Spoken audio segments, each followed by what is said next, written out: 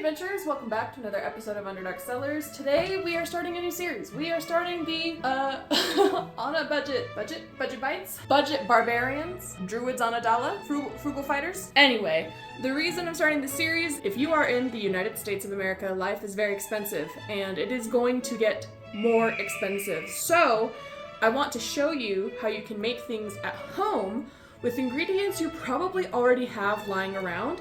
Just takes a little bit of time, and the payoff is great. So today's episode, we are making sandwich bread. Let's get started. I just want to make 2 large sandwich loaves. So for this, we're going to need 2 tablespoons of active dry yeast. I purchased my active dry yeast, and then I actually keep it in the freezer to put it in a dormant state. And then we're gonna wake it up with a little bit of water and a little bit of sugar or honey to get these yeast, let's get them moving. Yeah, I like to move it! I'm also going to put in 2 tablespoons of granulated sugar. No, this is not for you. You can't be up here. And then we're going to take 4 cups of water that's been heated to about 117 degrees Fahrenheit. Just going to give that a mix together, and I'm going to set this aside until this is super bubbly. And then at that point, we will proceed. So once our yeast is nice and foamy like this, we're going to move on. If your yeast is not foaming, it is not going to work. But you're gonna want to get yeast you know is alive for this. We're going to go ahead and add this to a large bowl. And then to this, we're also going to add some vegetable oil. Now this will help keep the bread nice and soft and fluffy and moist. And then we are going to add in the remainder of our sugar. We're going to mix this together, and then we are going to start adding in our flour. I'm going to use anywhere between 8 and 11 cups of bread flour. You can also use all-purpose flour. Bread flour has a slightly higher protein count, so it's going to have a much, chewier. It's going to have just a better bread texture. Okay, I think we should be getting to a kneadable state soon. All right, so bless you. Are you done? So we're gonna take some of our bread flour and we're going to really work them onto our hands here. And this is gonna be really sticky. Go ahead and get some. This is a very wet start. And we're gonna probably end up incorporating all of this flour. We're just gonna start to knead this. We wanna develop some really nice gluten. And we're just gonna knead this for about 10 minutes. So this is a way we can save money on, buying a ton of bread, and you'll know exactly what you're putting into it, which today is really important. You can also do this with a stand mixer. I could not fit this recipe in my stand mixer because my stand mixer is too small. So I'm doing this by hand, but also doing this by hand to show you as well. I do this by hand. Oh, I'm losing pieces. Hold please. Grab, pull, push. Grab, pull, push. So our dough is done. Okay, so I have this bowl. I'm going to give this a spritz. I'm actually gonna pick this up.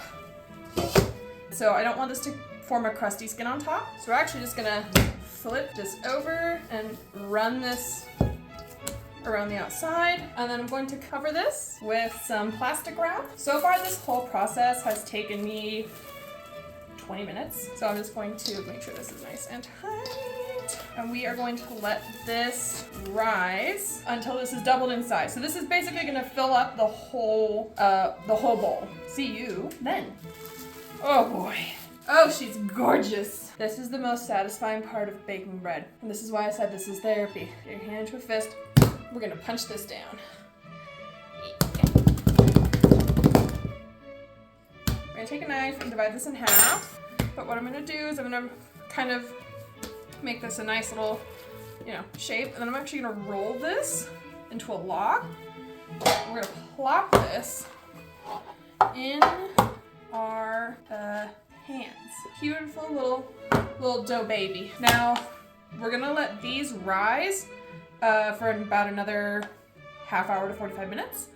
And then once that's done, we will go ahead and pop these babies in the oven. Again, this process, the rising and the waiting is the longest part of this process because kneading took 10 minutes, Mixing all the ingredients, including letting the yeast proof, took 10 minutes. So that's 20 minutes.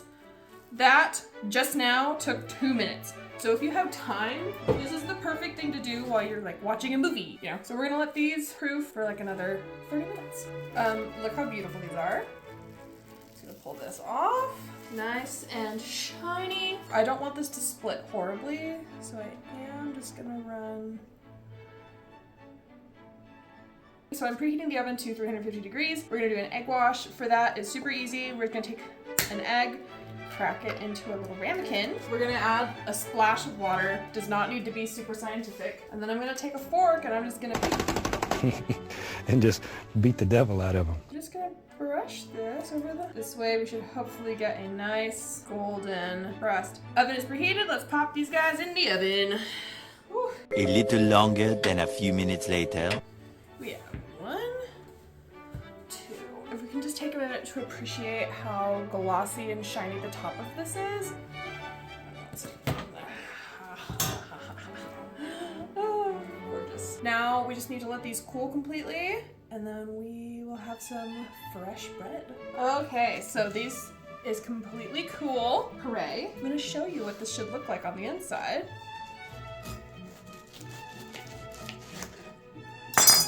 Look at that perfectly fluffy bread. Look at it. This is gorgeous. It springs back, it's perfectly baked. And so, of course, the first thing I'm going to do with this is make a sandwich. This is a pretty cost-effective way of doing, you know, dinner. But, oh my goodness, it looks like it's out of a cartoon. Gorgeous, gorgeous bread. Super easy. Literally, active time took 35 minutes. So as long as you have time and those ingredients, you got bread, baby. And this right here is the perfect sandwich on the perfect homemade bread. So that brings us to the end of the episode. If you liked what you saw, smash that like button. If you have any, ooh, there's dirt on here. Comments, questions, suggestions, drop those down below. If you're not subscribed, subscribe. We'd love to have you. Ring the bell for notifications. And I think that's it. So adventurers, remember as always to take care of yourselves and do something nice for someone else, and I'll see you next time. Bye-bye.